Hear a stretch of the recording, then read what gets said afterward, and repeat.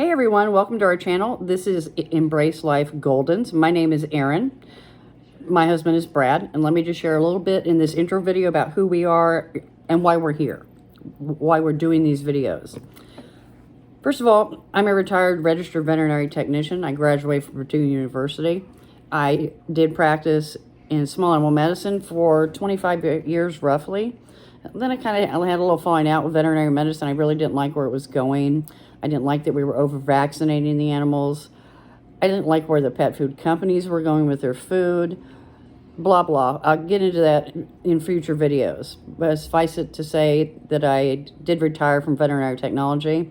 I actually retired and started working in radio. Another long story. My husband, Brad, is a disabled veteran. Disabled from Iraqi freedom. So we're both home a lot, like most of the time. We live on a small farm in Indiana. We have about 5 acres. We do have alpacas. We have 5 girls. We have an old turkey. He's about 15 years old. He's a blue slate turkey. We have our own hens so that we have fresh eggs. We do right now have a Chihuahua and a Chihuahua Terrier mix. We have a cat named Henry that adopted us about a year ago. He showed up here on the farm. We do have a flying squirrel, and we have 2 English cream golden retrievers. And let me just share with you all about how we came to have English cream golden retrievers. Let's go back in time a little bit and talk about our pit bull named Presley. He was pretty much like the best dog you could ever want, you could ever have. We loved him so much. He had 1 blue eye and 1 brown eye. He was just an amazing dog. As he got older, hindsight tells me now he's about 15. We had lost 2 of our other Chihuahuas that we were very close to, so the house was feeling a little empty. But we didn't want Presley to pass on, and we didn't have any big dogs. We liked to have a big dog living in the country. Looked into several different breeds. I really didn't want to do another pit bull because I was afraid that I would force unrealistic expectations on the new puppy because it didn't act like Presley, or I wanted it to act like Presley. I just didn't want to do that to a puppy.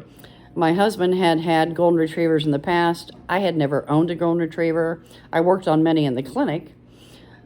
Your standard golden retrievers. I had never seen an English cream golden retriever in person. When a friend of ours told us that she had just gotten an English cream golden retriever, I was like, do tell, what is this you speak of? And she shared pictures and kind of a little bit about this specific breed, and I was intrigued, and I just filed that away. So when we decided we wanted to get a new puppy, I looked up breeders in Indiana, and I found one, Evan and Heaven from Sushi's Goldens, up in a little bit north of us in Indiana. We made an appointment. We went to visit, not really planning on buying a puppy at that time. But you know what they say about best laid plans, because it didn't work out that way. We ended up buying our male that night, and his name is Cooper, and we were not ready. Our Presley, he was an older guy, so he didn't have a lot of toys. He didn't play with toys.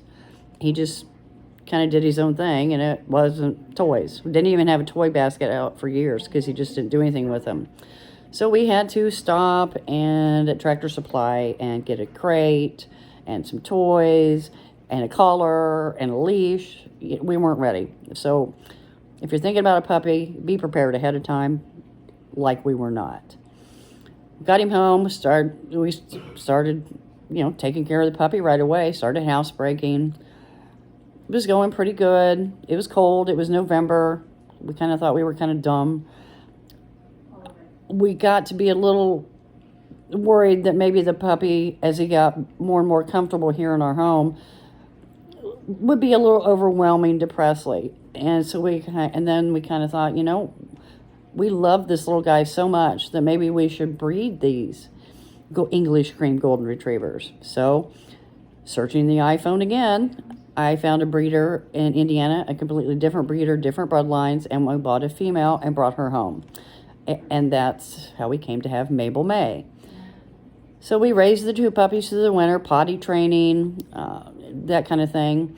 We switched them over to a natural diet, and on some future videos, I'll get into that, why we chose what we did, how we do it. We'll really share that with you because this made a huge difference in these two, feeding them natural. They don't get fed any kibble at all. It's all natural and it's all raw meat. And don't let that scare you. We'll explain everything. We'll show you how to do things. Don't let it be overwhelming, because sometimes it is. But that's how we came to have Cooper and Mabel. And we decided raising these puppies, we were going to do a more natural approach. Fast forward to now. She went into her third heat cycle at the middle of October. And we went ahead and let them breed this time. And they did tie once. So we think there's probably little babies in there. We're hoping. Her tummy feels maybe a little bit fuller. It's hard to tell because, as you see in the videos that I post, she's kind of a stocky gal. Maybe fluffy would be a good word. She's just big. Our male is taller and lanky, but she's stocky.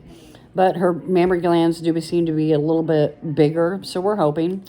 And if she is pregnant, they would be due about the 20th of December. So it kind of hit us that we really need to get the whelping area ready. So our next video, I'm going to go through what we've ordered, what supplies we want to have on hand as the whelping day approaches. We will go through the whelping box that we ordered and why, and we'll show that to you. You get to go on a tour of the whelping box. And as we get everything ready, be prepared is what I can say. I feel like as long as I'm as prepared as I can be, I will be a calmer dog mama while my baby girl is going through her labor and having puppies. And I want her to sense that I'm happy and relaxed, so that she is happy and relaxed. She doesn't need her dad mom and her dad dog dad, I always say that wrong, flipping out in the background, because they pick up every emotion that we have. They pick that up. I want it to be smooth for her and relaxing. And the puppies coming into the world in a relaxed atmosphere, I think it's just better for everybody. So being prepared, to me, is the name of the game. And we'll go through that with you and to show you as we get the whelping area ready. And we'll show you why we chose this area in our home. I hope you learn something as you go along this journey with us. So I hope you tune in this weekend for another video on whelping supplies and the whelping area. Thanks for tuning in. This is Embrace Life Goldens. I am Erin, and I will see you next time.